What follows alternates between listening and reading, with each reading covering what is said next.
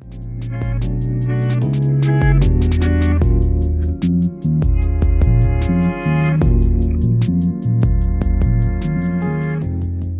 everybody, welcome back to another tier list. I am extremely excited for this one, and I'm sure this was a curveball for some of my subscribers, but today we are going to be going through the entire discography of Eminem. Believe it or not, Eminem is someone who has always been a massive part of my musical life ever since I was a kid.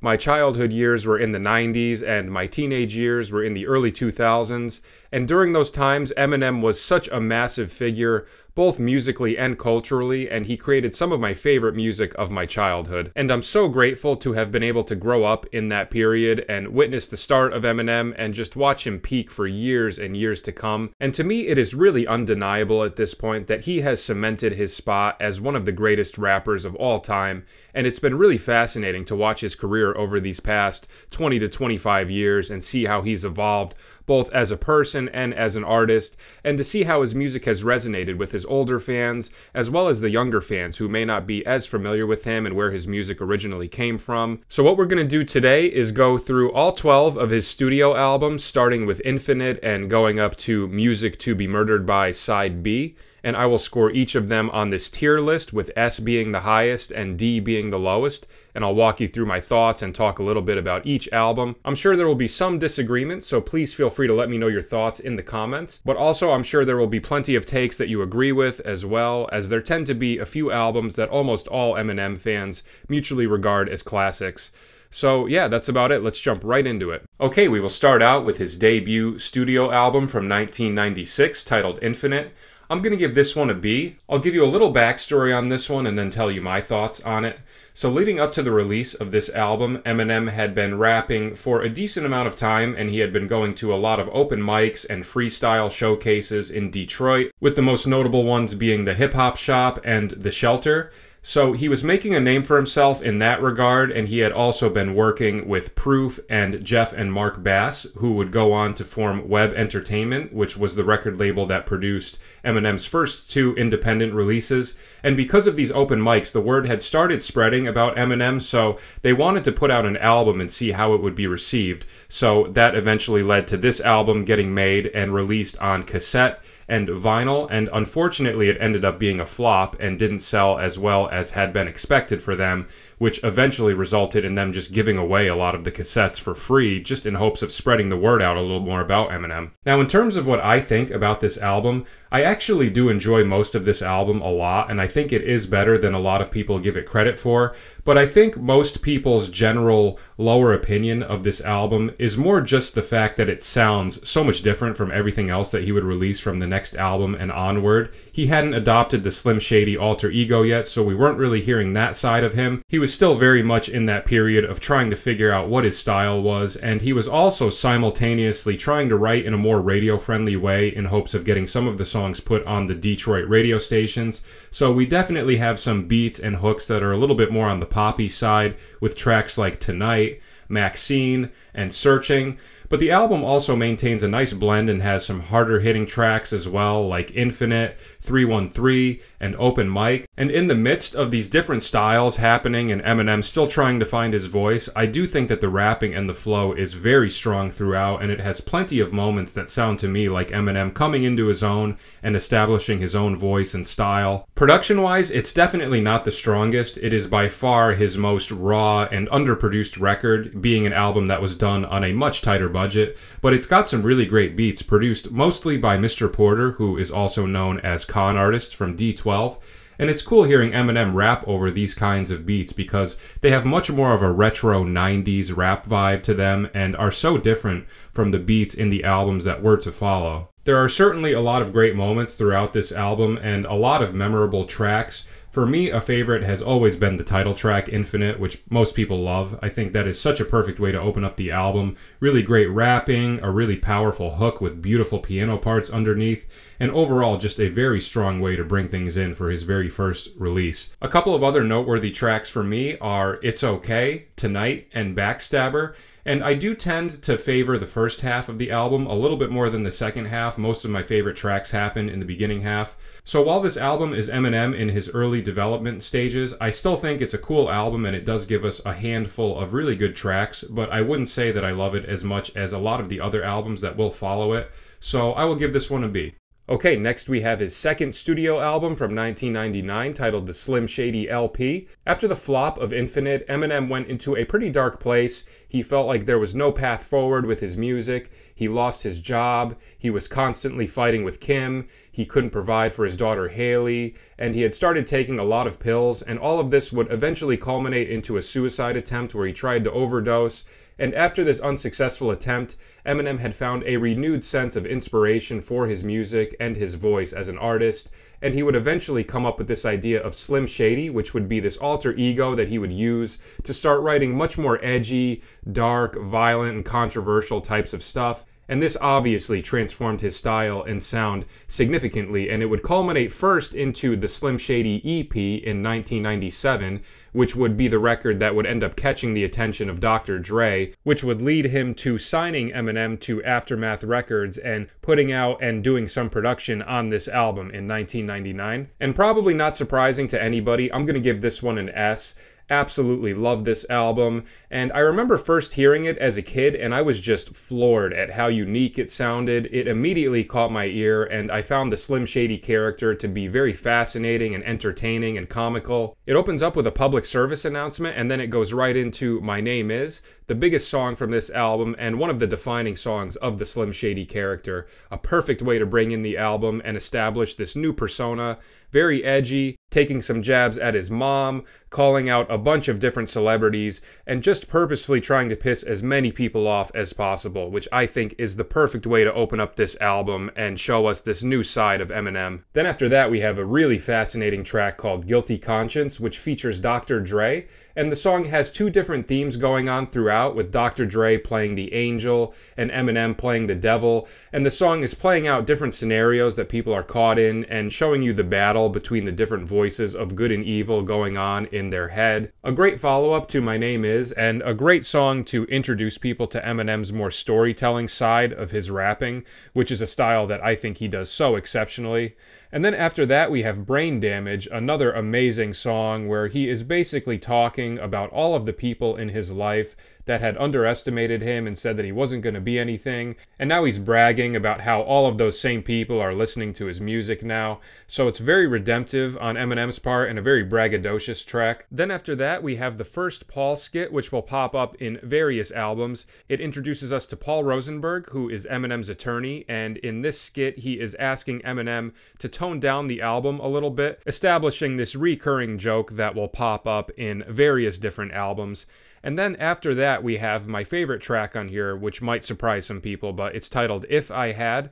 I've always felt like this is one of the most slept on Eminem tracks. The beat and the production are so good. Eminem's verses are so sad. This is one of a few tracks on this album that were written back for the Slim Shady EP when his conditions were a lot worse. So it's interesting to see the contrast between those tracks and then the newer ones where he's, more successful, he's met Dr. Dre, he's in a much better place. And in this song, he is basically talking about everything that he's tired of in his life and his wish that things would get better. It's just such a sad and powerful track, and I really love the placement of it as well. It's nice and chill, and it brings things down a bit after the first couple more high energy tracks. And then we go into one of two very edgy and dark tracks that Eminem would write about his then girlfriend Kim. This was also written for the Slim Shady EP originally, but on this album it is titled 97 Bonnie and Clyde. And in this song, Eminem is talking to his daughter Haley in a childlike voice while he is in the car driving to dispose of the body of Kim into a river. Just incredibly dark and messed up song, and one that I do have a hard time listening to when I go back and listen to this album. But it's undeniable that songs like these were a huge part of the Slim Shady persona, and one of the big reasons why he was so fascinating and so controversial when he first came out, because he really establishes the fact that he is willing to cross some lines that very few people have crossed up to that point. After that, we have another skit. This time it's of a woman leaving a voicemail to somebody talking about how disgusted she is with the new Eminem album. And then we start the second half of the album with an amazing track titled Role Model. I I really love the beat on this one, and I love the guitar part. And he's basically trying to debunk the myth of people's favorite rappers being heroes, and he highlights a lot of his own flaws throughout the song. Then after that, we have a lounge skit, which is an acoustic guitar and a group vocal version of the hook in the following song that's titled My Fault, which is a song about giving a girl too much mushrooms and she's tripping really hard. A very interesting song with this really unique dichotomy, because the stuff that he's talking about in the song is very messed up, but the overall vibe of the song is very groovy and party-like. I really love the guitar, drums, and bass in this one, and the hook is really catchy. Then we have our first Ken Kniff skit, who will be another recurring character, who is a friend of Slim Shady's, and he is sex obsessed and takes part in pedophilia. So definitely the most messed up of the recurring characters throughout these Eminem albums. And then after that, we have Come On Everybody, and this song has a really nice dance energy to it. I think a track like this is placed perfectly at this point in the album because it gives us a really nice little burst of energy. Then after that, we have my second favorite track on here, Rock Bottom, a beautiful song where Eminem is talking about the lows that he had experienced before hitting it big. Very emotional and sad song, and another amazing beat from the Bass Brothers. Then we have Just Don't Give a Fuck, which was also on the Slim Shady EP and was actually the single for that record. And apparently this was the first song where Eminem had established the Slim Shady alter ego. So a little fun fact. Great song, and a nice little nod to Tupac on this one as well. After that, we have a skit with Royce da 5'9" and Jeff Bass talking about a girl that they're fighting over. And then we go into As the World Turns, another really solid song, and this one probably has some of my favorite rapping on the entire album. Eminem's verses and his flow on this one, I think, are just exceptional. And then we have I'm Shady, another groovy sort of dance vibe with a really tasty bass line and great keyboard parts. And then we have Bad Meets Evil, which is an awesome dirty track with distorted bass parts, awesome guitar samples, and a really cool Good, the Bad, and the Ugly sample at the beginning. And it also has an amazing feature from Royce da 5'9", who is consistently one of my favorite rappers that Eminem will continue to feature and work with. Then the album concludes with an awesome track titled Still Don't Give a Fuck, a very powerful, hard-hitting, and intense track where Eminem is basically saying, the hell with everyone, he doesn't care who he offends or what you think of him, and I think that is a great message to wrap this album up on, just a big fuck you to everybody, very appropriate and fitting for that Slim Shady persona, and just a really strong track to leave off on. So I really don't think there's a bad track on this album. Every song is unique in their own way, the production is top-notch, and I'm so glad that he developed this Slim Shady alter ego, because that just permanently changed the trajectory of his music and gave him a great foundation to continue to build off of and give us so much more great music in the years to come. So incredible album, can't say enough good things about it. This one easily gets an S. Okay, we will continue with his third studio album from 2000, the Marshall Mathers LP. And this is another one that easily gets an S, probably not surprising.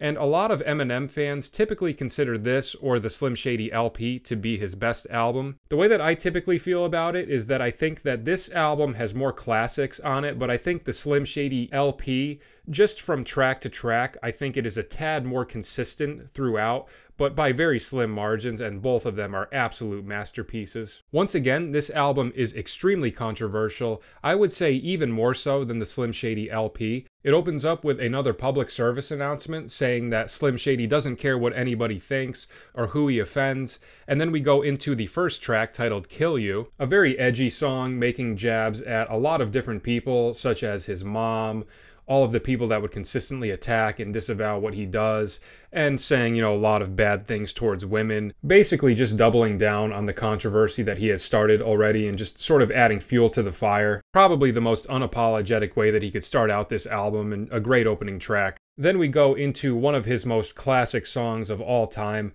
Stan, easily in my top 10 favorite Eminem tracks.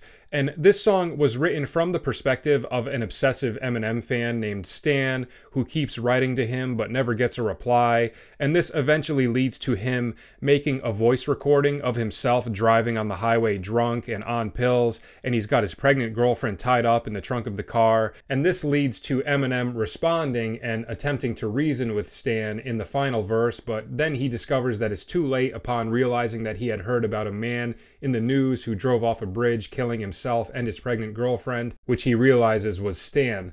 Such an incredibly powerful song, and for me this was one of the first rap songs where I was completely engaged with every single word as I was listening to it. Not only was it a great rap song, but it was an incredible roller coaster ride of a story being told throughout, and that's something that I think Eminem is exceptional at articulating in his raps. After that, we have another Paul Rosenberg skit where he is continuing to express his concern over the edgy content in this album, and then we go into Who Knew, which is one of two songs on this album that I've never been crazy about. That is another big difference for me between this album and the Slim Shady LP.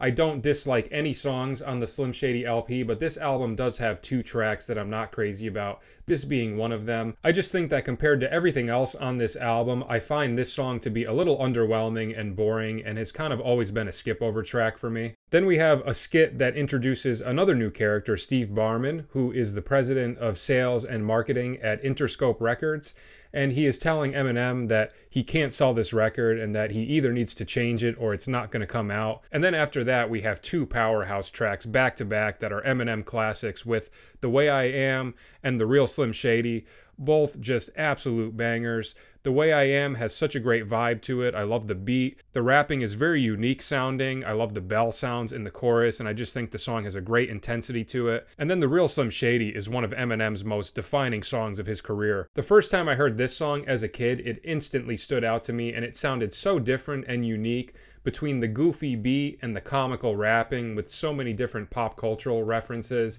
and shots that he takes at so many different people. Just easily one of Eminem's all-time best songs. Then we go into a bit of a chiller vibe with Remember Me, featuring Sticky Fingers and RBX. This is a cool song. I was never that crazy about the opening verse from RBX. I like Sticky Fingers' verse a little more, but I think when Eminem comes in on verse 3, he just completely steals the show. I think this song has a really cool vibe to it and a very unique beat, especially. Then we have I'm Back, another great song, and I really love Eminem's flow on this one. This has some of my favorite rapping of the entire album, and the hook is really catchy as well. Then we have the title track of the album, Marshall Mathers, a really powerful song which is a commentary on the turmoil that his life went into after the success of the Slim Shady LP and the lawsuit that he went through with his mother. A really powerful song, and it's interesting to be able to see where Eminem's head is at this point in his career now that he's obtained a lot of that success that he was chasing in his earlier years. Then we have another very sexual Ken Kniff skit. And listening to this album as a kid, I had the edited version of the CD, and looking back on it, I cannot believe that they actually included this on the edited version of the CD. That is something that has always blown my mind, and I really don't know how they were able to get away with that on an edited CD, but that is certainly impressive of them to be able to pull that off. Then after that, we have the second track on here that I've never been too crazy about, Drug Ballad. I feel pretty much the exact same way about this one that I did with Who Knew. I just think compared to everything else on here, this song isn't that exciting and it's kind of underwhelming. But after that, we have an awesome track called Amityville. I always loved this song. It's got a really great spooky vibe to it. I love the hooks. Eminem's flow is really on point on this one. And the feature from Bizarre is incredibly dark and reaches controversial levels that I would say are right up there with Eminem. And I would say this is one of the most messed up guest verses of any Eminem song. Then we have Bitch Please 2, a sequel to the Snoop Dogg single Bitch Please.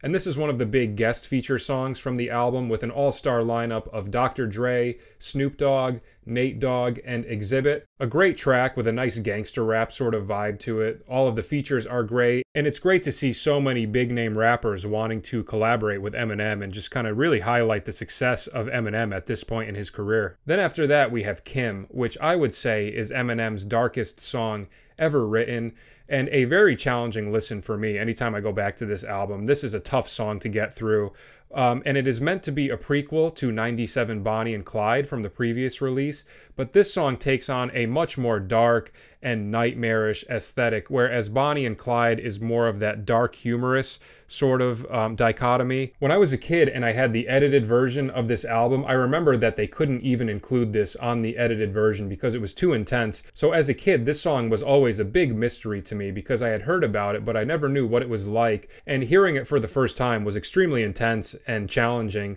and easily one of the darkest songs I've ever heard. And I can't even imagine the intensity they must have been feeling when they were actually recording this in the studio. After that, we wrap up the album on two awesome tracks, the first one being Under the Influence, which features D12. I really love that D12 gets a feature for the first time on this album. All of their rapping and verses on this one is great. The hook is very catchy and comical, and it's got just a great vibe. And then we conclude with Criminal, which is a very good closer and has a similar message to Still Don't Give a Fuck from the previous album, where he is giving examples and excuses for his violent rhetoric and basically just putting out another giant middle finger to everyone again, just like he did at the end of the previous album. Another very fitting conclusion to another incredible album from Eminem, and this is an album that was really a defining piece of art for the counterculture and for the people who were looking for something that was really pushing the envelope and showing us a completely new level of controversial subject matter for that time. So another incredible album, another one that gets an easy S. Okay, next we have his fourth studio album from 2002, The Eminem Show. I'm also going to give this one an S. Absolutely amazing album. And for me, this one is definitely a contender for the best Eminem album. I'm usually torn between this one and the Slim Shady LP, but a lot of times, depending on what mood I'm in, I do find myself coming back to this one very frequently as my favorite Eminem album. There are so many great elements to this album, and one thing that's unique to it is that Dr. Dre served as the executive producer, so the majority of the production on this album is actually done by Eminem, which is very cool to hear, and I think he does a fantastic job. It opens up with the Curtains Up skit, which starts with a little dark keyboard part that leads into Eminem checking the mic, and then going right into the next track, which is White America. And one thing I will say about this album compared to the previous two releases is I do think that this is the weakest opening song of any of the albums. I don't think it's a bad song, but I just don't find it to be as engaging or have the same energy as My Name Is or Kill You. And it's probably actually my least favorite track on the album, but still a good song, just not one of my favorites on here. Then that track is followed by Business, which is one of the few tracks on here that Dr. Dre produced. The song has a really good energy to it and an awesome beat, and Eminem's flow is incredible on this one. The song has sort of a comedic element to it where Eminem is comparing himself and Dr. Dre to Batman and Robin. And then that is followed by one of Eminem's most classic hits of all time, Cleaning Out My Closet. A really dark and sad song about his anger towards his mother and how she raised him. And this was the first song that he had written about his mom after she had released a track called Set the Record Straight, where she attempted to repair their relationship. And from this track, it seems pretty clear that it didn't seem to do much in ways of changing Eminem's view of his mother. So like I said, a very sad track, but one of the most powerful Eminem songs with a really hard-hitting hook and really amazing beat and production as well. Then that track is followed up by Square Dance. I've always enjoyed this song. More of a chill vibe with a really solid beat and a very clever sounding hook. And Eminem brings up George Bush for the first time in this song, and this will be his most political album up to this point, which makes sense given the time that it was released, a year after the 9/11 attacks during the Bush presidency. Then we have another skit called The Kiss, where Eminem and his friend take a drive to spy on his girlfriend, and they find her kissing another guy, which causes Eminem to escalate and get out of the car, and then it just transitions into the next song titled Soldier. One of my favorite songs on this album, just such an amazing track that is going off of that badass don't mess with me vibe and talking about how no matter what happens to him, he's always going to fight back as hard as he can. One of my favorite beats on the entire album as well. Eminem's production and beats are just so amazing throughout this. It's such a treat to be able to hear more of that on this album. After that, we have a beautiful track called Say Goodbye to Hollywood, where Eminem is talking about a lot of the regrets that he feels in regards to his relationship with Kim, as well as his struggles with depression and suicidal thoughts, and also reflecting on where he is at this point in his career with all of his fame and how he thinks that it's driven him crazy. But then also on the bright side, he talks about how he's got his daughter Haley and how that's a reason for him to stay strong and to not follow in the footsteps of his dad. Just such a beautiful track, and one that I've always thought was a very underrated song from this album. After that, we have a song called Drips featuring Obi Trice. This is a very edgy song that describes a wide variety of different sexual actions and scenarios. And in terms of each Eminem album having a song or two that really crosses some lines, I would say that this is that song from this album. Looking back, I can't even believe that I listened to some of this stuff as a kid. I mean, granted, it was edited most of the time, but even still, I don't even know how you can really edit a song like this. Then after that, we have one of Eminem's most classic songs of all time, Without Me. I remember I was in middle school when this song first came out, and everybody loved this song, and I couldn't believe how many kids knew the majority of the lyrics to this song as well. And to me, a song like this is a perfect example of how Eminem can write really intricate and complex rap parts, but still make them so singable and digestible to the average person, which is a very hard thing to pull off. This song is meant to be a sequel to The Real Slim Shady, playing off of this idea of Eminem coming to save the world, and he calls out so many different celebrities just like he does in The Real Slim Shady, and the song is just very comical and one of the most memorable Eminem tracks of all time. Then we have another Paul Rosenberg skit where he's leaving a voicemail telling Eminem that he can't be shooting his gun off in the back of the studio. And then we go into a much more somber mood with Sing for the Moment, a beautiful song where Eminem is talking about the misconceptions that people have about him and his music and how it affects his young fan base, and arguing that rather than promoting violence, it actually helps alleviate their depression and their isolation from the world. And we have a sample in the chorus of the Aerosmith song Dream On. And we'll get more into this in future albums, but one style that Eminem has done over the years that I'm not always crazy about is his sampling of classic rock songs, but there are a couple here and there that I think are really good and very effective, and I think this song is a perfect example of one of those. I've always found this song very emotional and powerful, and I think the sample works really well. And then we change vibes and go into Superman, which features backing vocals from Dina Ray.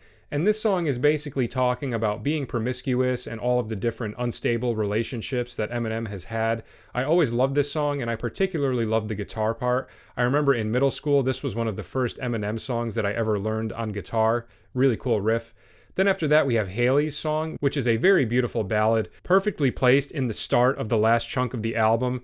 The song features a different side of Eminem that we haven't heard very much before, where he's actually singing a lot more than he's rapping, and continuing to talk about his love and appreciation for his daughter, and illustrating how she's the main thing that gives him strength to keep going and to not give up, and gives his life so much meaning. Just a very beautiful and touching song, and it's nice hearing this side of Eminem on an album from this early on, because I feel like the early stuff is, really the edgiest stuff, but I feel like this album has like a nice balance between the edginess, but also a little bit more introspective, a little bit more emotional, which I really appreciate about this album. Then we have another Steve Barman skit where he brings Eminem into his office to discuss the new album, and Eminem ends up shooting him, and then right afterwards, Steve Barman says it was the greatest thing that he's ever heard. And that's followed by a track called When the Music Stops, which is another D12 feature. And this song is talking about the differences between the kinds of things that they talk about in their raps compared to real life, and how the lines can get blurry within that. And it's got 6 different verses, including Eminem.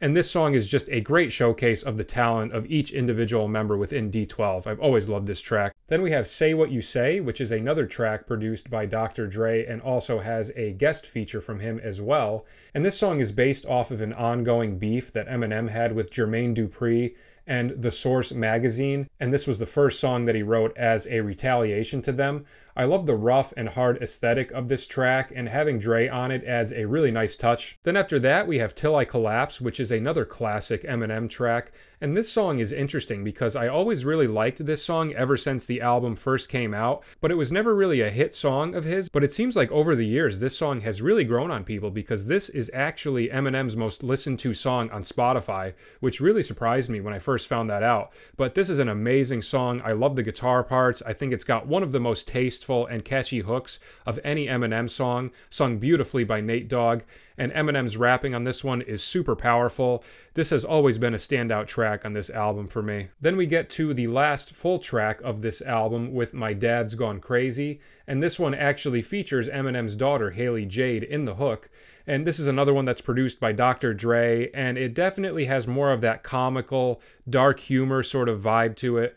A great final track to the album, and then the album concludes with Curtains Close, where Ken Kniff goes out on stage and up to the microphone, and he starts singing some parody lyrics to Without Me, a humorous conclusion to an incredible album. There are so many amazing elements to this album, between Eminem's awesome production, the steady continuation of one great song after the next, as well as producing some of the most classic Eminem hits of all time with tracks like Cleaning Out My Closet, Without Me, and Till I Collapse. And like I said, it depends on my mood, but a lot of the time, this is my #1 favorite Eminem album. So just can't say enough good things about this one. Another one that gets an easy S. Alright, next we have the fifth album from 2004 titled Encore. I'm going to give this one a B. I thought this album was a little disappointing and definitely a big downgrade from the previous three albums that he had released. This album was recorded during the peak of his drug addiction, so I do think that that is one factor that did contribute to this album not being the greatest. And initially when it came out, a lot of people were wondering if it was going to be the final Eminem album due to the cover being a picture of him taking a bow on stage, but luckily that ended up not being the case.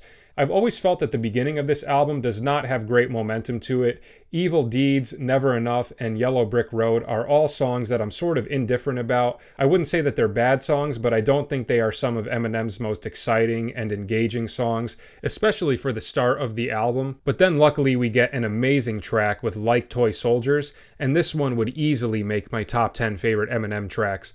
Absolutely beautiful song where Eminem is talking about his attempts at diffusing a lot of the violence in the hip-hop community and basically attempting to make peace and offer a truce to his enemies. One of Eminem's most beautiful and most lyrical songs in my opinion. Then after that we have Mosh, which is an anti-George Bush song written right before the 2004 election. For me, I really like Eminem's rapping on this one, but I've never been that crazy about the beat. I think it sort of drags on a bit and it doesn't have the greatest energy and momentum, and I think the song could have been less than 5 minutes long. Then we have another track about Kim titled Puke. I've always enjoyed this one. I think it has a catchy hook, and I like the way Eminem combines the rapping with the singing during the verses. And for me, I can handle a song written about Kim in this fashion much more than I can with Kim on Marshall Mathers' LP or 97 Bonnie and Clyde.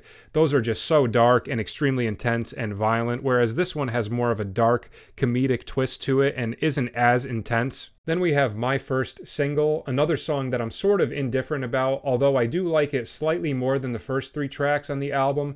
The beat is probably my favorite part of that song. And then we have two more tracks that I'm not crazy about with Rain Man and A Big Weenie. For me, these tracks have always just been kind of boring and skip over parts of the album for me, so I would say that's my main issue with this album. As you can see, there are songs scattered throughout that I really like, but there are a lot of dips in momentum throughout this for me. Then we have another skit with Eminem leaving a voicemail back to Paul Rosenberg with one of those talk box things that heavy smokers use. At least I think that's what he's using.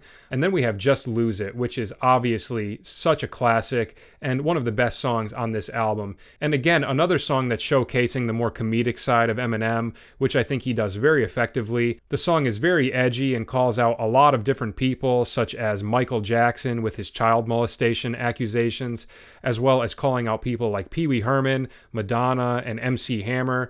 Just an amazing song, another Eminem classic. Then we have another song that takes on that more comical tone with Ass Like That, but another one that I've never been too crazy about. I find it kind of boring, and I don't think it has a great energy to it. After that, though, we have a track that I think is the unsung hero of this album. It's titled Spend Some Time, which features Obi Trice, Status Quo, Dina Ray, and 50 Cent, and it's actually a song about falling in and out of love.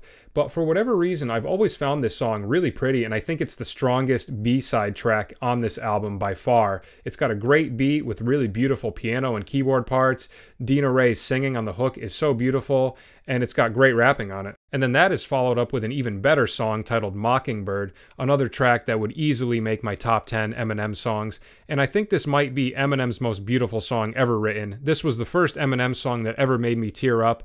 And in this song, he is talking to his daughter Haley and his adopted daughter Elena about all of the trying times that him and Kim had gone through and his apologies for it. And the hook is him trying to give them peace of mind that he wants to make things better for them and be there for them. Just a very beautiful and powerful and emotional song, and very revealing about his early relationship with Kim as well. Then after that, we have three more full tracks on the album with Crazy in Love, One Shot, Two Shot, and Encore / Curtains Down. And it's funny because I have almost the same thoughts that I do with the first three tracks of this album that I do with the last three, except that I think that these last three are slightly better than the first three.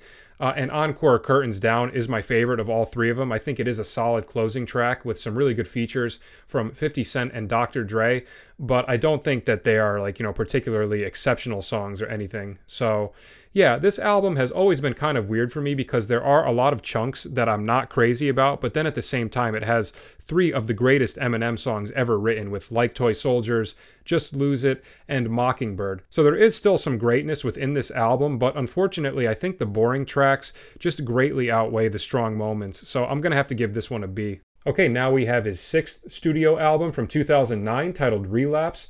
I'm going to give this one an A. I really like this album a lot, and I think it does get a lot of unwarranted hate amongst some people in the Eminem community, but then again, I know a lot of other people that love it as well, so I think it's sort of a divisive album within the Eminem fan base, but I've always really liked it, and I thought it was a significant improvement from Encore.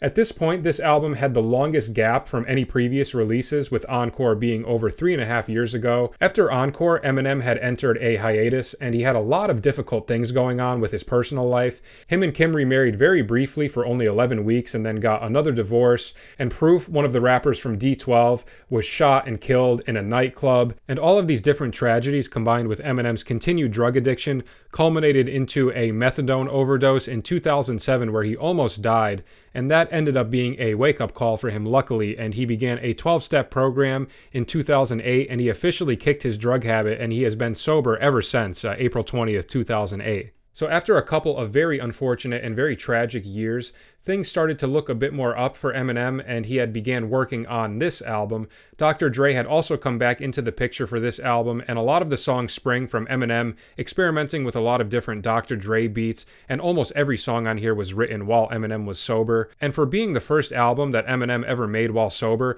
the album is very dark, and it does have a return to that Slim Shady alter ego, which I always love to hear.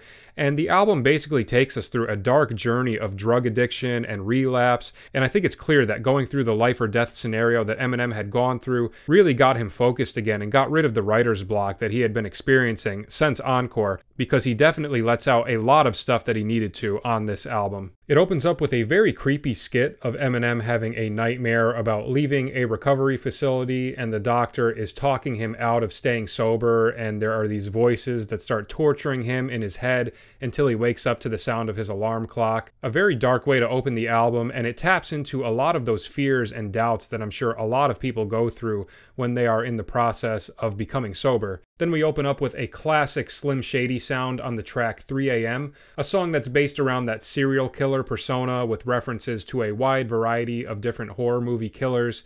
Eminem's flow and wordplay is amazing on this one, and the song establishes a perfect dark vibe to build the album off of.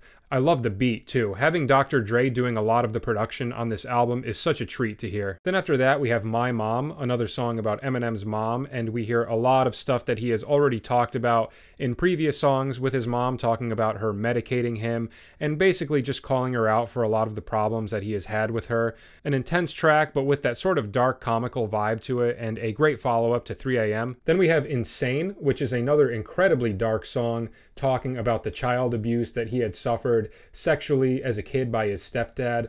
A super intense song, and although the material is very dark, I find the beat on this song to be amazing and very groovy, but also still fits the haunting aesthetic of the song and the album as well. After that, the album changes directions a bit, but it's still equally as messed up, and we have a series of songs that are about different women, with two that are much more in the vein of that stalker, serial killer sort of vibe from the horror movies, with Bagpipes from Baghdad and Same Song and Dance. And then the other one is called Hello, which has a slightly more upbeat groove to it, and the subject matter is much more about like hooking up with a girl and doing drugs and partying with them. All great songs in my opinion, especially Same Song and Dance. I really love the production and the beat and just the overall gloomy and dark nature of that track. After that, we have a song called We Made You, which was one of the singles from this album. This is probably the most upbeat and dancey track of the album, but I still think it's a solid song, and I don't think that it veers too far off or seems too out of place from the rest of the album. And then after that, we get back more into the arrogant, shit-talking side of Eminem with Medicine Ball. Great song, and I've always particularly liked the hook of this one. I really love the flow and the moving pitches that Eminem does with his voice. Really cool sound. And then after that, we have another skit from Paul Rosenberg complaining about the album. A nice little inside joke that has been continuing for 5 albums now up to this point. And then we have Stay Wide Awake, another darker track with more of a mellow and chill vibe to it with these really nice piano parts. And I like the hook.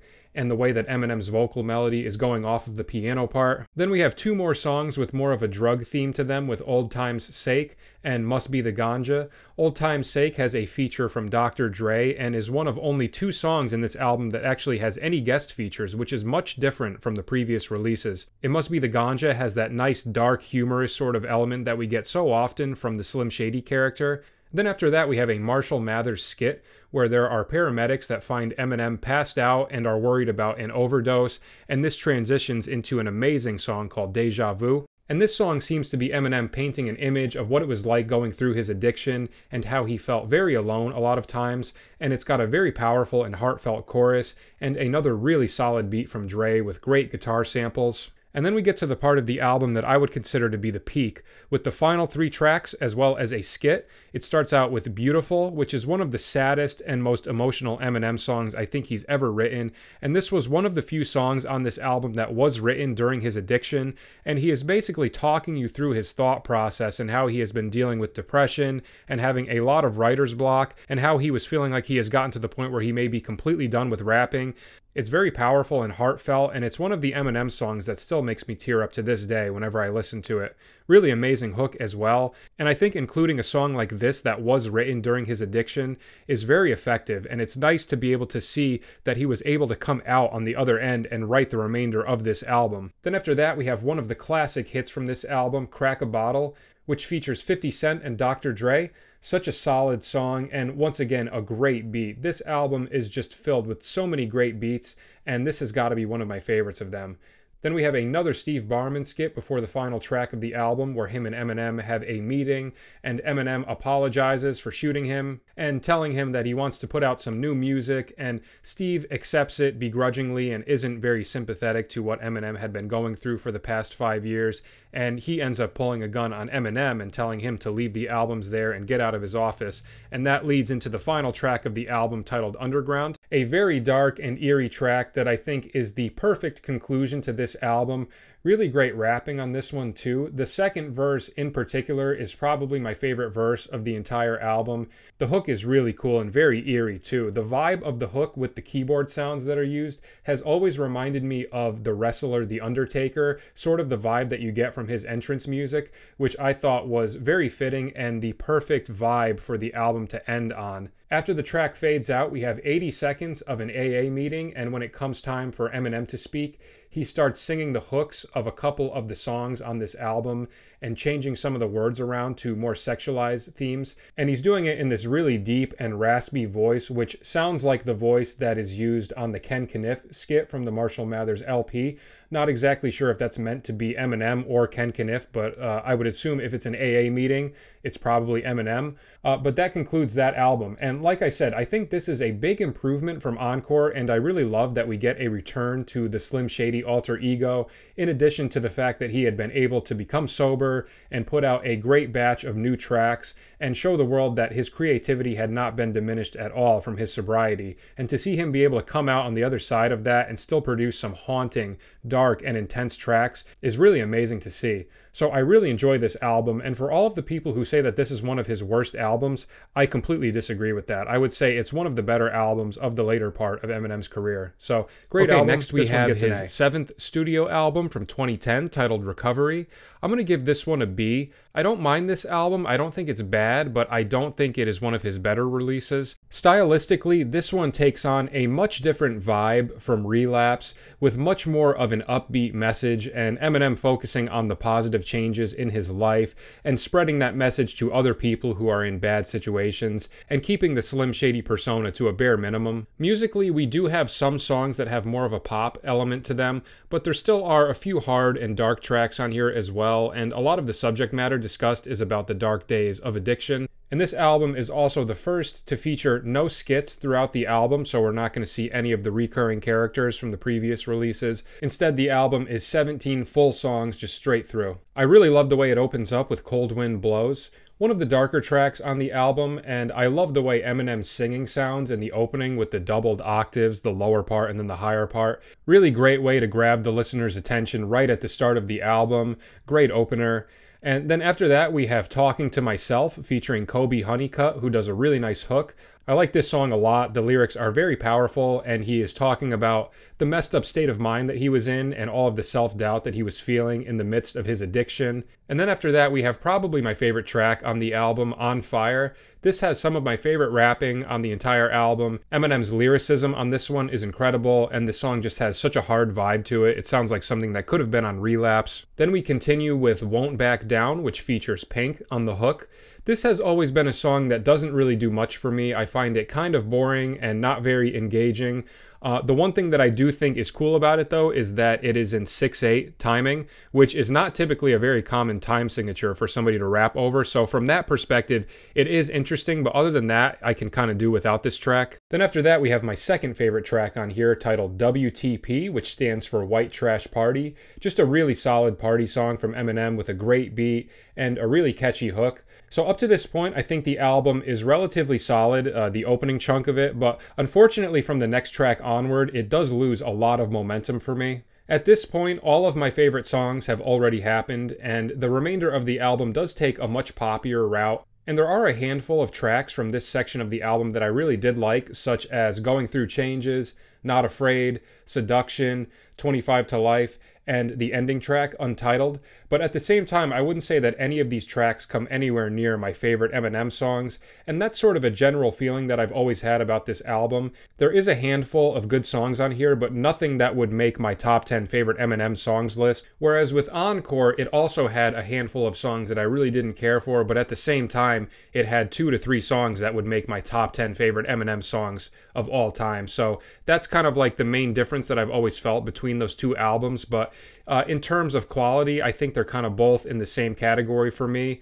There's a handful of poppy tracks on this one that I find kind of boring, but I do appreciate the fact that Eminem was in a better place when he wrote this and that he is celebrating the great accomplishments that he had made with his sobriety. So not a terrible album, but I wouldn't say it's one of his better ones. So yeah, that one gets a B. Okay, now we have his 8th studio album from 2013, the Marshall Mathers LP2, a sequel to his 3rd album from 2000, and certainly creating very high expectations by having this album be treated as a sequel. And I'm going to give this one an A, but I was pretty conflicted on the score for this one. It was right on the verge of getting a B because there are a handful of tracks on here that I'm not crazy about, but after going back and listening to it a few more times, I think the good tracks on here are so strong that it does warrant putting this album in A tier. A lot of the subject matter throughout this album features continuations on themes from the first Marshall Mathers LP, and stylistically it sort of goes in a few different directions with some tracks that resemble old school Eminem, but it also has a good chunk of tracks that use the classic rock samples, which, like I said, was a style I've never cared for very much when it comes to Eminem, obviously with a few exceptions here and there. But I think the opening chunk of this album is incredibly strong. We start with Bad Guy, a very strong opener that is a sequel to the track Stan, told from the perspective of the younger brother of the character portrayed in Stan. An amazing story that's told over the course of 7 minutes with a great beat change at the end that really brings up the intensity. I really love how this brings the album in. Then after that, we have a skit called Parking Lot, which picks up from a sample that was on the final track of the first Marshall Mathers LP on the song Criminal, where he robs a bank and gets shot and killed during his attempted escape, which definitely makes us wonder where the story is going to go, and very cool to put that right in as the second track to give you that sense of wonder so early in the album as to where it's going to pick up next. And then the next track is Rhyme or Reason, which is one example of a classic rock sample that I actually really enjoy, probably because this sort of song doesn't have a lot of distorted guitar and is more of kind of like a chill rock groove, so I think it lent itself better to a rap song.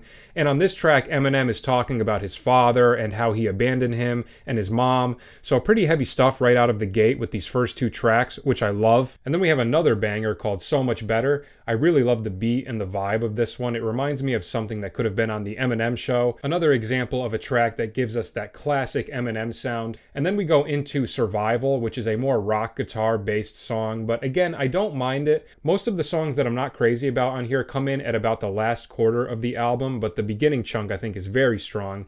Then after that, we have a beautiful track titled Legacy, which is Eminem commenting on his dysfunctional childhood. Really beautiful beat with this pretty piano part with the sound of rain throughout the backdrop of the beat, and a really amazing hook from a Russian singer named Polina. Another very solid and very emotional song. Then we continue with a track featuring Skylar Grey called Asshole.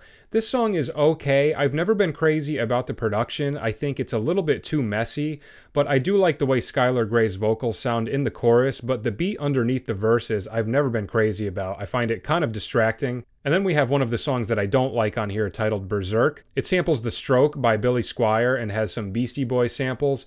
And a song like this just doesn't do much for me. I find it kind of boring and a little bit corny. But after that, we have one of my favorite songs on here with Rap God, which ended up being a big hit and one of the original songs where Eminem started doing the double time speed rapping with that memorable little chunk of his verse towards the end of the song. I love songs like this where they're long and Eminem is just spitting bars and going in so hard. Definitely one of my favorite tracks from this album. And then we have another awesome song titled Brainless, which takes a more darker, eerier tone, and it has always given me tastes of Relapse as well as the Eminem Show. Really great beat with these dark, eerie piano parts and an awesome, catchy hook. And then after that, we have Stronger Than I Was, which is a slow ballad where Eminem is singing for the majority of the song. I've never been too crazy about this one, and I've always felt like the momentum of the album gets thrown off a little bit at this point, going from Rap God and Brainless into this track. Stylistically, they're very different, and I always feel like it kind of just gets a little bit thrown off at that point. And then after that, we go into The Monster, which features Rihanna, a more poppy sort of rap song, like something that could have been on Recovery. But I do like this song a lot, and this was actually Eminem's first song to reach #1 on the US Hot R&B and Hip Hop Songs chart, which was surprising. I didn't know that. The lyrics feature Eminem reflecting on the negative consequences of his fame, while Rihanna is trying to come to terms with her own demons. A very powerful song with a great beat and an amazing catchy hook from Rihanna. And then we have So Far, which is easily my least favorite track on here. It's got a sample from Life's Been Good by Joe Walsh. And I've always had a hard time with this song. Another one that I just find boring and very corny sounding, and a track I could have definitely done without on this album. Then we have Love Game, which features Kendrick Lamar, a feature that everybody would be excited to see on an Eminem album. And this song is actually much more chill and upbeat with a sample from a 60s song titled Game of Love. And I do enjoy this song, and Kendrick's verse is incredible as usual. But when I initially saw this feature, I was definitely hoping it would have been a harder song where they're kind of going in more. But I think they did make this style sound about as good as it could have in a rap song. Then we have a beautiful, heartfelt song titled Headlights. And this one is an apology to his mother, and Eminem is reflecting on the state of their relationship and the mistakes that he has made over the years, and is basically making a plea for them to try to have a less dysfunctional relationship moving forward. A very emotional song with a beautiful hook by Nate Roos. And I think having this song as the second to last track is a very fitting way to begin to conclude the sequel to the Marshall Mathers LP, because on the first one, he wrote songs about killing his mom, and to be able to see the growth that he's made over the years and him coming to terms with a lot of his emotions and pouring it out in this song is really amazing to see, in my opinion. After that, the album concludes with a skit called Evil Twin. This is a continuation of the parking lot skit where Eminem resurrects Slim Shady to be able to continue his career at the conclusion of the album, and then we find out that he was actually killed by Matthew Mitchell, who was the little brother of the guy spoken about in Stan, and he's taking responsibility for everything that he says, and he ends the track by saying that him and Shady are the same person, and that he's not blaming any of his actions on Shady when people try to criticize him. And I thought that was a very cool and creative way to end the album, concluding the story that got started at the beginning of the album. And I thought the majority of this album was very strong, a ton of memorable tracks, and a lot of great continuations and resolutions from the Marshall Mathers LP1. And like I said, with the exception of a couple of those rock tracks and Stronger Than I Was, I think the rest of the album is very strong, so I'll give this one an A. Okay, now we have his 9th studio album from 2017 titled Revival. At this point, we've had a 4-year gap since the last album, and leading up to the release, he had put out a couple of different singles from this album with Walk on Water, River, Nowhere Fast, and Untouchable. And I would say that all of these tracks, with the exception of probably Untouchable, all of these other tracks kind of give us some hints that this album is going to be more in the poppy realm. And most people's general consensus is that this album was a big disappointment, and I definitely agree with that. I was not a huge fan of this album. I'm going to give this one a C. One thing that I will say though is that I think there are some people who are a little extreme when it comes to their critiques of this album. I've heard some people say that the entire album is garbage and there aren't any good songs on here, and I would disagree with that. I think there are a couple of really good quality tracks on here and a few great moments, but as an album, I find it very underwhelming. I think the most consistent part is the opening chunk of the album. I do really like Walk on Water as an opening track. I think it sounds very genuine, and I really like the fact that Eminem is just kind of showing us where he's at after all of these years of rapping and shedding light on the doubts that he feels within himself and his fears of letting people down. And I also really enjoy track 2, Believe. That one is more of a darker song and definitely not within that poppy realm of the couple of singles that they had released. And a big contrast from Walk on Water. I really love the beat. It's got a great hook, and Eminem's verses on that one are awesome. Then we have Chloroseptic featuring Fresher. I enjoy this song too, although I do like the remix a lot more, and I wish that they had used that version instead. I think that would have improved the album at least a little bit. Then we have Untouchable, one of the singles that was already released, and I really enjoy this song. I think it's very powerful, and it was very appropriate and fitting for the general feel of the country. I really love the beat change halfway through, and up to this point, I really don't mind this album. I think the first 4 songs are relatively consistent and good, but then for me, from track 5 and onward, the album really loses some steam, and to me it basically just feels like this assortment of these random tracks that just don't blend well together, and every once in a while there's a redeeming track, but overall I find the remainder of this album very boring and uninteresting. A couple of songs that I don't mind throughout the rest of this are the track with Alicia Keys, Like Home. I think that's a really pretty track. I also think Framed is really awesome. That one definitely brings us back to the Slim Shady sound, and I think any old school Eminem fan was happy with that track. I also really like Offended, and I think that is one of the underrated tracks from this album, and in my opinion, that has the strongest rapping of any song on this album. And for whatever reason, one other song that I've always enjoyed on here is Need Me featuring Pink. Something about the first half of that song with all of the singing I just find very pretty, and this is a song that I feel like a lot of people don't pay attention to, but for whatever reason I've always gravitated towards this track. I also really like the final track, A Rose. It's very beautiful and a very strong closer where he is recounting almost dying from his methadone overdose in 2007, and it's incredibly sad and painful, and he's basically telling the story of approaching his death and all of his thoughts and regrets that he is, working through.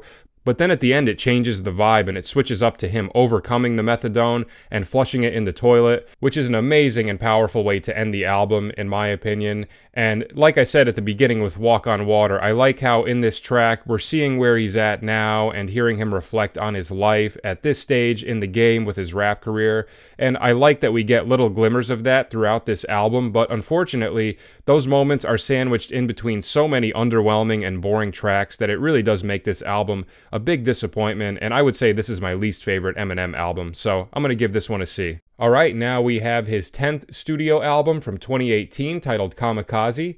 This was the follow-up album after the very negatively reviewed Revival, so it was natural that I think some people were skeptical as to how this album would turn out. And although a lot of people are mixed on this album, most people's general consensus is that this was the best album of Eminem's most recent 4 releases, going from Revival up to Music to Be Murdered by Side B, and I definitely agree with that. I really enjoyed this album. I'm going to give this one an A. I think this one is a very significant improvement from Revival. It has much more of a cohesive feel throughout. It has a lot of standout tracks, and it was written in response to all of the negative reception that Revival had received.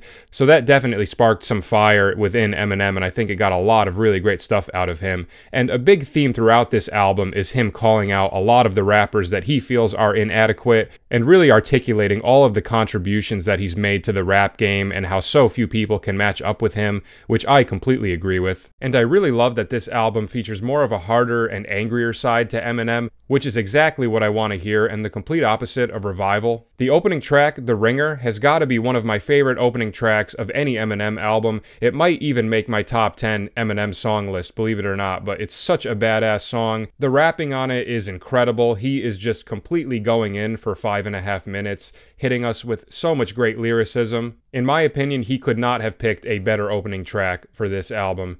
And then after that, we have Greatest, which is a cool vibe with a very braggadocious tone. I like the beat on this one a lot with the 808 bass, the guitar sample, and that single note line in the synthesizer. I think a lot of the beats on this album do a great job of having more modern elements to them with stuff like 808 bass, but I think it's done in a very tasteful and not overbearing kind of way, and it still incorporates a lot of elements that sound like old Eminem from time to time, and I think that this beat is a great example of that, with the combination of the 808 bass, but also with the electric guitar, which is kind of something that I think is more specific towards Eminem when you listen to the types of guitar samples that he typically uses in his beats. Then we have Lucky You, which is probably the most popular song from this album, and an all-around amazing track. Great beat, amazing feature from Joyner Lucas, and another track where Eminem is just completely going in and hitting us with some more of his classic double-time fast rapping, which is always enjoyable to hear. Then we have another Paul Rosenberg skit, and after that we have a track called Normal, which is definitely my least favorite song on here. To me, this song just sounds like Eminem trying to do something more modern stylistically with the rapping and the singing at the same time and doing a lot of that triplet flow, and that's a style that I'm not really interested in hearing from Eminem, and I always thought that this song was actually meant to be a joke, but the more I looked into it, I think it's a serious song, but I've never been crazy about that one. Then we have another skit where Eminem returns Paul Rosenberg's call and leaves him a voicemail. And then we go into an amazing track titled Stepping Stone, a song where Eminem takes us through the story and the fallout of D12 and confirms that the group is not going to be continuing anymore. A very emotional song, and a song that really does bring you back. If you've been following D12 for all of these years, this song has a very nostalgic sort of feeling, at least for me. Talking about the death of Proof and Eminem airing out a lot of the regrets that he feels with how things turned out with that group. Just a very powerful song, and another track on here that I think is very, very good. Then we have Not Alike, a great song that's hard but also chill at the same time. I love the vibe, and it has a great feature from Royce da 5'9", who I always love to hear with Eminem. The only issue I've ever had with this song is that I don't really like the beat change halfway through. I kind of wish they just kept the same vibe throughout because I really love the first half, and I really don't like the sound of the bass drum when the beat changes. I think it's way too loud and just not mixed very well, but whatever, not the end of the world. And then after that, we have the title track, Kamikaze. I know a lot of people like this song, but I've never found it that exciting. I don't think it's a bad song, but it's just never done much for me compared to a lot of the other stuff on here. But then we have another song that I really like titled Fall, which has a really nice chill beat to it and a beautiful feature from singer Justin Vernon, also known as Bon Iver. That was a very pleasant surprise, and I think a feature like this was much more fitting stylistically than a lot of the features that he had on Revival, which is another reason why I think this album was much stronger. I think the features were a lot more tasteful throughout this album, in my opinion. Then we have two different tracks that are continuations of one another with Nice Guy and Good Guy, both featuring Canadian singer Jessie Reyez. And the songs are a commentary on a relationship that Eminem had that had gone bad, and the singing from Jessie Reyez is telling the woman's perspective. I think both of these songs are pretty good, but I wouldn't say that they're my favorites on the album, but they're not bad. I like the piano a lot on Nice Guy and how it contrasts to the harder beat that comes in after it. And Good Guy has a really solid beat and good rapping over it as well. And then the album concludes with another really solid track titled Venom. A lot of people hate on this song, but I like it a lot. I love the beat, I think the hook sounds really cool, and I love his verses on it. And I think it's a great conclusion to a very solid improvement from Revival. And in my opinion, this is Eminem's best album in the past 10 years. So very happy with this one. I will give this one an A. Okay, now we have his 11th studio album from 2020 titled Music to Be Murdered By. This album was dropped completely out of nowhere. It was very unexpected, and when I heard about it, I was definitely very fired up and excited to see what it was going to be like. But I do think that this album was a slight letdown. I think I'm going to give this one a B. I don't think that this album reaches the highs or has the consistency and cohesiveness that Kamikaze does, but I do think it is much better than Revival at the same time. There are a lot of standout tracks throughout this album that I do really like, but as a whole, I think the vibe is very scattered and all over the place. And for naming the album Music to Be Murdered By and having that horror movie, dark Alfred Hitchcock theme to it, I think there are a good chunk of tracks on here that are kind of out of place and don't really fit that serial killer horror movie sort of aesthetic. It opens up with Premonition, which is an intro track and establishes a creepy, dark vibe, and Eminem is rapping about a lot of things similar to what he says on The Ringer from Kamikaze. And then we go into one of my favorite tracks from this album titled Unaccommodating. I love this song so much. I think it has such a great vibe. The beat is awesome. I love the opening guest verse from Young M.A. I love the hook, and Eminem's flow on this one is just incredible. Just such a very hard and solid track to bring the album in. Then we have another really amazing song titled You Gon' Learn, with a really awesome chill beat produced by Royce da 5'9", who also has an amazing guest verse, great rapping all around, and a very catchy and cool sounding hook as well. Then we have the first Alfred Hitchcock interlude where he is introducing the album and telling you to sit back and enjoy, which to me definitely establishes a feeling like something is about to happen. But then we go into Those Kind of Nights, which is this dance track featuring Ed Sheeran. On its own, I don't think it's a terrible song, but in the context of this album, I thought that was a very confusing choice to go into, especially in contrast to the opening 3 tracks and the mood that we've established so far throughout this album. And then we go into In Too Deep, a slower love song with Eminem singing in the hook, and another song to me that seems kind of out of place considering the theme of this album. So right there with those 2 tracks, the album does take a little bit of a weird turn for me. But then we have Godzilla, which is a really solid track with Juice WRLD on the hook. And this one has a great energy to it, brings things up really nicely. Even though I still think stylistically this song is kind of weird in the context of the album, I do think it is significantly better than the previous 2 tracks. Then we have Darkness, which had a music video accompanying it on the same day of the release of the album. This is a slower song that samples the melody to The Sound of Silence by Simon and Garfunkel. And the song tells the story of the Las Vegas shooting through the shooter's perspective. A very intense and dark song, and I just love Eminem's ability to tell a story in his rapping where he has you completely gripped the whole time and you're just hanging on the edge of your seat to see where he's going with it. And I think a song like this is a great example of that. Then we have a song that features Skylar Grey titled Leaving Heaven.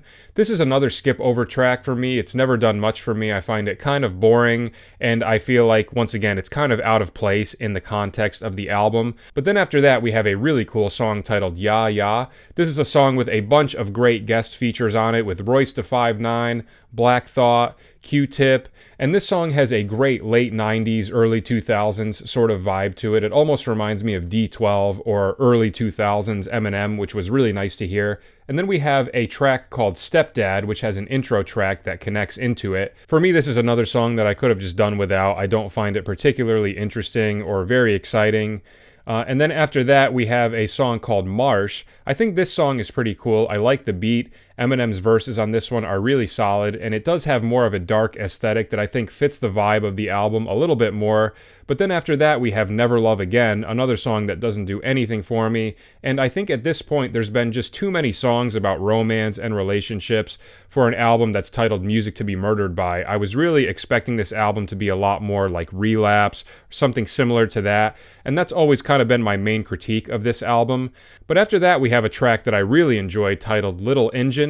And I think of all of the tracks on this album, to me, this one probably is the most fitting for the Music to be Murdered By vibe. It's got Hitchcock samples at the beginning saying, "Hope you're enjoying the album," and the beat and song is very creepy and eerie. And I think if he just came up with a nice collection of songs within this vein, it could have been a very solid and much more coherent sort of dark, horror movie themed album. Then we go into a really chill track featuring Anderson .Paak titled Lock It Up. I really enjoy this song. It's got a great guitar part, a really cool drum groove. Anderson .Paak's feature on this one is really solid, and just in general, I love the overall vibe of this track.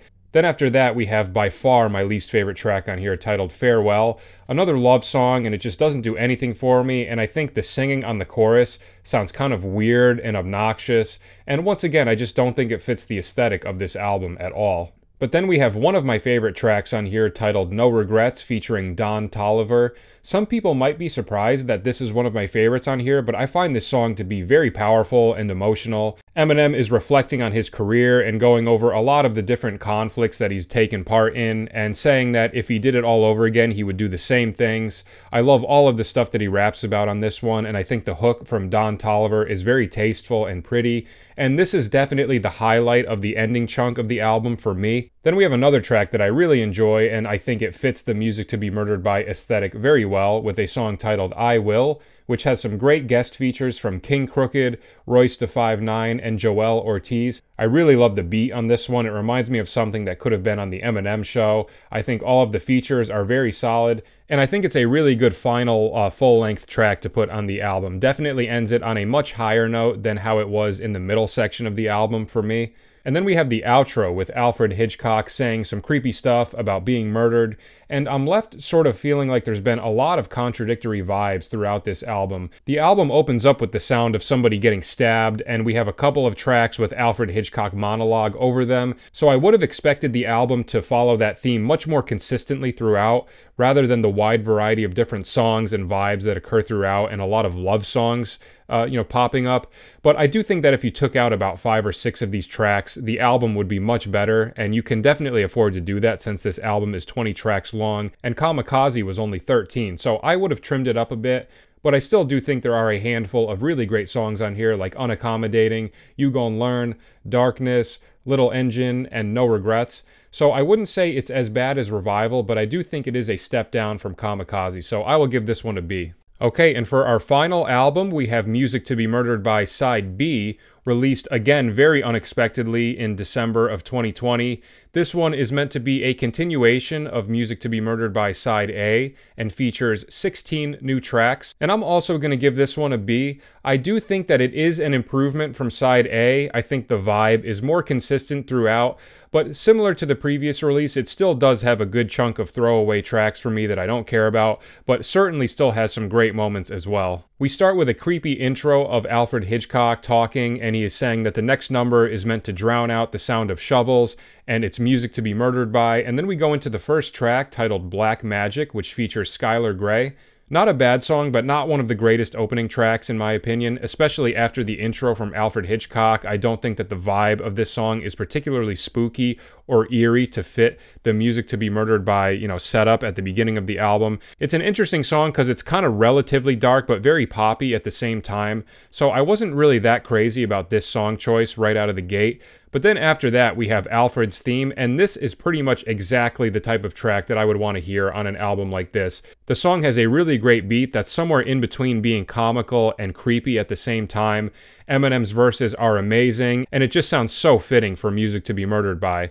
Then after that, we have Tone Deaf, another track that I really enjoy, pretty low-key and chill, but to me this song always gives me hints of vintage Eminem, which I enjoy a lot. Then we get into a couple of songs that start having more of the guest features, starting with Book of Rhymes featuring DJ Premier. Cool song, it's got a nice hard beat with 808s, and Eminem is talking about emptying his book of rhymes and talking about the process of trying to get out as many thoughts as he can at this point in his career. I also really love the beat change at the end of this song. This album has a couple of really great beat changes actually that I really appreciate. Then after that we have Favorite Bitch featuring Ty Dolla $ign. This song has never done much for me. I think this one could have been left out and it wouldn't have taken away from the album at all. Then we go into Guns Blazing featuring Dr. Dre and Sly Piper. This is another song that I've always found kind of boring. I've never been crazy about the beat, and the overall energy of the song I don't think is the greatest. And anytime I see a collaboration between Dr. Dre and Eminem, my expectations are always very high, and I don't think that this song delivered as much as I was hoping that it would. Then we have probably my favorite track on here titled Nat, which is basically Eminem's coronavirus theme. And one of the things that I love about this song is, like I said, Eminem has been such a big part of my life ever since I was a kid, and for him to still be putting out great tracks like this 20 years later is so awesome to see, and I love the fact that I'll always be able to look back on the 2020 pandemic and have this great Eminem track as part of that experience. It's just a really cool thing. One thing I will say about this song though is I've never been crazy about the beat change at the end. I always wished that it would just keep the same vibe for the whole song because it's such a great beat and such an amazing hook, and I really don't think they needed to change anything about it, but still an amazing song regardless. Then after that we have Higher, which is one of my least favorite songs on here. I've always found this song pretty boring, and it really just doesn't do much for me. Then we have These Demons, which features Maj on the hook. This song is pretty good. It's got more of a modern vibe to it between the beat and the auto-tune on the hook. Eminem's verses on this one are really good. And yeah, this song is like okay. I wouldn't say it's the greatest. This is the chunk of the album right here where the momentum dies down the most for me. Then we have a skit called Key. And to me, this skit has always sounded like it was about to set up a really cool song because we have these dark piano parts happening throughout the skit. But then afterwards, it goes into a track of a completely different vibe titled She Loves Me, which is another song that I'm not crazy about, and a track listing choice that I found a little bit questionable. Then we have Killer. I think this song is okay. I know some people are really into it, but I wouldn't say that it's one of my favorites on here. For me, tracks 9 to 13 are probably the least exciting portion of this album, and the part that bumps this down a few tiers for me. But after that, we have a song that I thoroughly enjoy titled Zeus featuring White Gold. When I listen to this song, I get similar vibes to when I listen to No Regrets from Side A. Eminem is talking about the rap game and how you can give as much as you possibly can, and no matter what, they're always going to turn on you at a certain point. And I really love the third verse, especially when he's going through all of these different rappers and warning them that everything that happened to him is going to happen to them as well, mentioning people like Drake, Migos, Future, and Chance the Rapper. Very powerful song, and everything that Eminem says on this one is spot on and really hits home, and I think it is a great track to set up the conclusion of the album. Then we have one more interlude called Thus Far with Alfred Hitchcock talking again, but it gets cut off abruptly and switches into the final track titled Discombobulated. This song is really amazing. It sounds a lot like vintage Eminem, like something that could have been on the Eminem show. It's got great verses, the hook is really catchy, and I absolutely love the beat change that happens in the last minute of the song. Possibly my favorite Eminem beat change of all time. When we have that little pause and then the beat drops, it's just so satisfying and hits so hard. An incredibly strong track to end this album on, similar to how Side A ends with I Will. Just very great ending tracks, and I'm glad that they both end on a high note. But like I said, I have very similar thoughts to this one that I do with Side A. There are a lot of really great standout tracks, but at the same time, there are a lot of pieces of this album that I find boring and consider to be skip-over tracks. But I do think that the first half of this side is much more consistent than the first half of Side A. But tracks 9 to 13 have always been the part of this album that really brings the energy down and bumps it down a bit for me. I feel like if he took a handful of tracks from Side A and a handful from Side B and just combined them into one album and left out all of those love songs and all of those more poppy tracks, I think it could have been a really good album that would have potentially been an A or an S for me. But similar to the previous one, I'm going to give this one a B.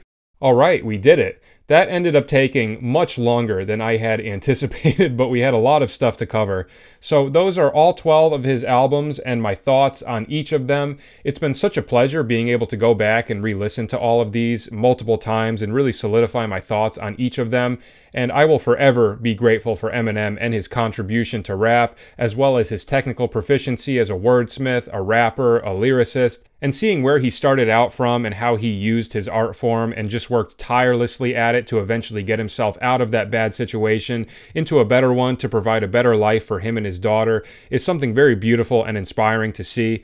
And the way that Eminem became so immersed in his music and just has this never-ending hunger to keep getting better and better at his craft, and seeing him still to this day being just as serious about it and always respecting and working at the art form is something that's very admirable and something that I find very inspiring. So that is it. Those are my takes on each of his albums. Please let me know your thoughts in the comments where you agree and disagree, and if I got any information wrong as I was talking through the albums, please let me know and I will correct them in the comments. And thank you very much for listening. I hope it was informative and I hope you enjoyed it. And if you would like to hear more of these, please feel free to check out my other tier lists. They are linked in the description. And that is it for today. Thanks again for watching, and I will see you guys at the next tier list. Take care.